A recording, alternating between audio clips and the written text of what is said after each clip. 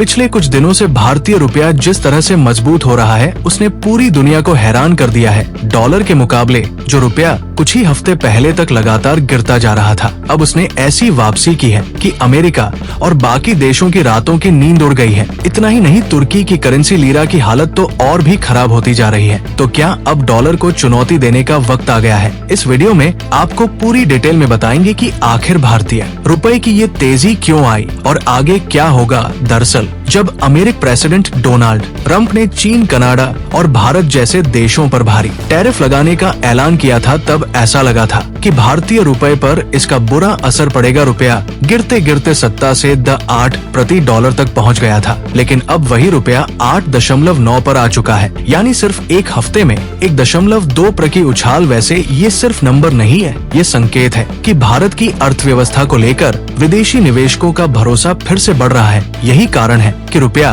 पिछले 2 साल के सबसे बड़े साप्ताहिक उछाल पर पहुंच गया है। अब जरा इस चार्ट को देखिए, ये अमेरिकी डॉलर इंडेक्स का ग्राफ है। जनवरी 2025 में ये 110 पर था और अब ये 103.39 पर आ चुका है, यानी 6% से ज्यादा की गिरावट। यानी जिस डॉलर को पूरी दुनिया सबसे मजबूत मानती थी वो अब खुद मुश्किल में है। वैसे अब 3 बड़ी रेटिंग एजेंसियों मूडीज, S&P ग्लोबल और फिच ने साफ कर दिया है कि अमेरिकी टैरिफ भारत को ज्यादा नुकसान नहीं पहुंचा पाएगा, बल्कि भारत की GDP ग्रोथ 6.4% पर बनी रहेगी। दूसरी तरफ अमेरिकी अर्थव्यवस्था को इस फैसले का उल्टा झटका लग सकता है। अब बात करते हैं तुर्की की करेंसी लीरा की, जिसकी हालत खारे पानी के आंसू रोने जैसी हो गई है। कुछ साल पहले एक टर्किश लीरा 1100 के आसपास था, लेकिन अब इसकी कीमत गिरकर 25 लाख रुपए के निवेशकों का भरोसा अपनी करेंसी से हटता जा रहा है। यही कारण है कि जहां भारत का रुपया मजबूत हो रहा है, वहीं तुर्की की करेंसी दुनिया के सबसे कमजोर मुद्राओं में शामिल हो रही है। अब सबसे बड़ा सवाल